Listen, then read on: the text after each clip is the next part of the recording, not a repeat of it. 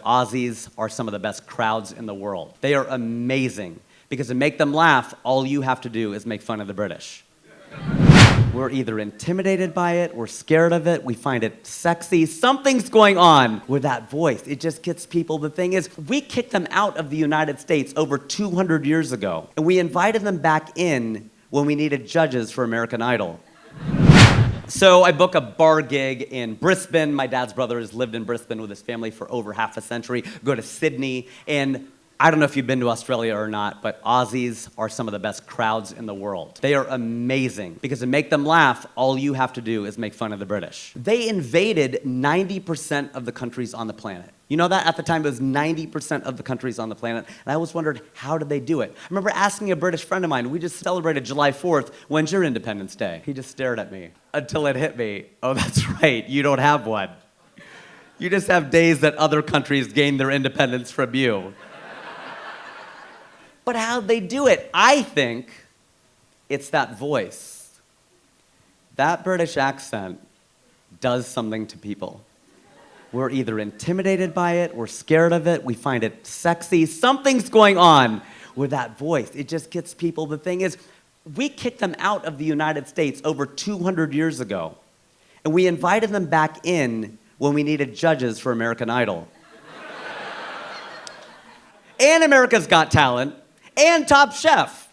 Because it sounds better coming from them. We still want them to judge us. Why is that? Why are we seeking we broke up with them. They should be seeking our approval. But I guarantee you they are not. You are never gonna see the Great British Bake Off hosted by Larry the Cable Guy. You can use the British voice to your advantage. If you ever need a late checkout from a hotel, use the British voice. Because Azhar and I were in Hyderabad, and we've been talking and solving the world's problems till 6 in the morning. We realized we need a late checkout. We can't really do a great British accent. We call up Mo Ammer, a really good friend of ours. And he's in Cairo. We put him on FaceTime. We call down to the front desk. He can do a spot on British accent. I can't. I'm an Indian guy doing an impression of a Palestinian guy doing an impression of a British guy. So, Polaroid in the sun, okay? It's not gonna be quite as good, but he goes, cheerio, could you just be a dear? And do you mind giving us, our flight got rerouted through Spain? Is there any way maybe you can give us like a 4 p.m. checkout? He asked for a 4 p.m. checkout. And we got it! Do you have any idea how late that is? That's an hour later than the check-in of the next day. That is a really late checkout. And by the way, my wife's family hates this show because they're Gujarati and they run hotels and stop telling everybody how to get a late checkout. It's because everything sounds right in that accent. If I say to you right now, sir, 2 and 2 is 5, you're like, no, it's not. But if I go 2 and 2 is 5, love, you got to think about it. That's right. Because the British are smart, I'm sure that's probably applicable to them like anyone else. They get a lot of credit because of that accent. They're not that smart.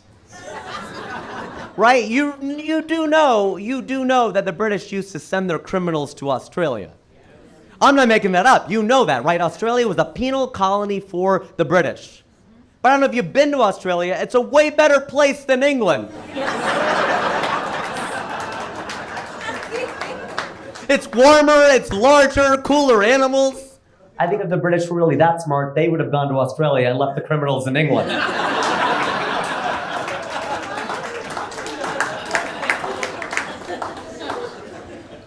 So true. Needless to say, the Aussies ate that up. And while we were planning the trip, we thought, while we're in the area, we'll go to Africa.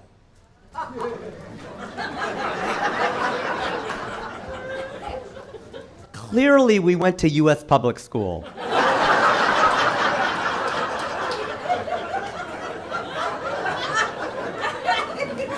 And if you're not laughing, so did you. Because Africa is nowhere near Australia. We found this out the hard way. We're like Southern Hemisphere. How far could it be? Really, really far. I got news for you. The Southern Hemisphere is just as big as the Northern Hemisphere. 18 hours later, After connecting through Singapore, we land in Johannesburg. And we loved South Africa because my wife's mom was born in South Africa. In fact, we have a lot of family down there, and we loved it. We loved everything about South Africa, except for the name. They sort of gave up when they named the place, didn't they? What direction is it? South. What continent? Africa. Done. We're not going to put any more thought into this at all. Then again, we do the same thing here in the United States. We have stores here called mailboxes, etc. Linens and things. Bed Bath Beyond.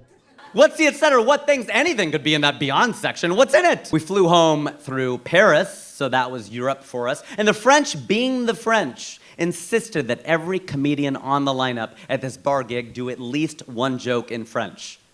I've not taken French since college. Does anyone here know what the word is for now in French? Wow, look at this, very cultured audience. Literary and cultured, I love this. That's right, maintenant. Maintenant. 3 syllables, that's a long word for now. By the time you get finished saying maintenant, it's no longer maintenant. They like that one too, okay. Good, glad, good.